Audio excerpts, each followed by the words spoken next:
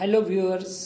आज मिसकैरेज या अपने आप होने वाले गर्भपात के इस सेकंड वीडियो में चर्चा करेंगे missed abortion, habitual abortion and septic abortion के बारे में।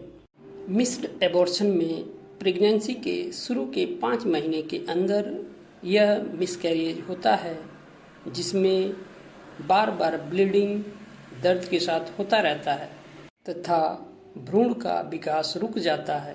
पेट में बच्चे का जो हलचल है या लक्षण है धीरे धीरे कम होने लगता है। पेट का जो फुलाव है वो भी धीरे धीरे कम होने लगता है और बच्चेदानी का मुंह खुल जाता है, क्योंकि बच्चा यानी भ्रूण पेट के अंदर धीरे धीरे डेड होने लगता है और फाइनली वो डेड हो जाता है। गर्भाशय यानी बच्चेदानी इस डेड या मृत भ्रूण या बच्चे को बाहर निकालने का प्रयास करती है, लेकिन वो उसको बाहर निकालने में असमर्थ हो जाती है। मिस्ड एबॉर्शन शुरू होने से पहले महिला में उल्टी, दस्त, चक्कर, बुखार, सिर दर्द और बाद में चलकर पेट में बहुत गंभीर ऐंठन के साथ पीड़ा होती है, जिसके साथ गंभीर या बहुत ज़्यादा मात्रा में ब्लीडिंग भी शुरू हो जाती है। इस गंभीर ब्लीडिंग के बाद 2-4 घंटे के बाद वह नॉर्मल ब्लीडिंग होने लगती है, यानी मासिक धर्म में जो ब्लीडिंग होती है उस तरह की ब्लीडिंग होने लगती है। इस मिस्ड एबॉर्शन के जो कारण होते हैं उनमें सबसे अहम कारण है क्रोमोसोम डिसऑर्डर। क्रोमोसोम डिसऑर्डर मतलब जीनेटिक डिजीज़, या आम भाषा में जिनको हम डीएनए में एबनॉर्मलिटी होने के कारण ऐसा होता है। इसके इलाज की बात करें तो अगर प्रेगनेंसी 3 महीने से कम है तो टीटी का यानी टिटनेस का इंजेक्शन, मिथर्जिन का इंजेक्शन एंड डीएनसी किया जाता है। डीएनसी में गर्भाशय को अच्छी तरह से औजारों की सहायता से साफ किया जाता है, और अगर प्रेगनेंसी 3 महीने से अधिक की है तो उसमें ऑक्सीटोसिन का इंजेक्शन और डीएनसी किया जाता है। इसके अलावा कुछ एंटीबायोटिक टैबलेट व आयरन का प्रिपरेशन दिया जाता है ताकि खून की कमी को मेंटेन किया जाए। भ्रूण या बच्चे का स्वतः गिर जाने का या मिसकैरेज होने का अगला प्रकार है हैबिचुअल एबॉर्शन।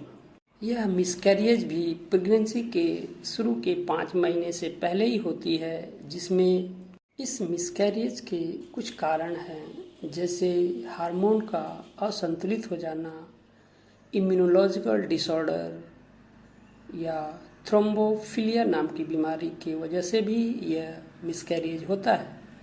थ्रोम्बोफिलिया में खून का क्लॉट यानी थक्का बनने लगता है, जो गर्भाशय के अंदर खून की नसों को बंद कर देता है, जिससे खून की सप्लाई भ्रूण या बच्चे तक नहीं पहुंचती है, जिससे भ्रूण का विकास नहीं हो पाता है और फाइनली वो डेड हो जाता है।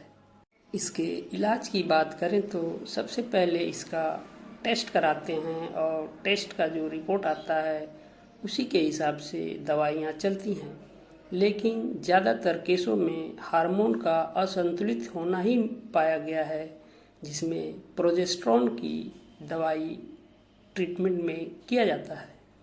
अगला टाइप ऑफ मिसकैरेज है सेप्टिक एबॉर्शन, जिसमें गर्भाशय के अंदर इन्फेक्शन हो जाता है और इस इन्फेक्शन की वजह से जो भ्रूण या बच्चा है वो भी धीरे धीरे उसका विकास रुक जाता है और फाइनली वो डेड होने लगता है। इसी क्रम में बच्चेदानी का मुंह भी खुलने लगता है, बच्चेदानी से खून भी बहने लगता है और कुछ बदबूदार स्राव भी निकलता है और फाइनली गर्भपात हो जाता है। इसका इलाज डीएनसी के द्वारा किया जाता है तथा ग्लूकोज व सलाइन का बोतल चढ़ाया जाता है। आयरन की गोली खून की कमी को पूरा करने के लिए दिया जाता है तथा इन्फेक्शन को ख़त्म करने के लिए एंटीबायोटिक का कोर्स भी दिया जाता है।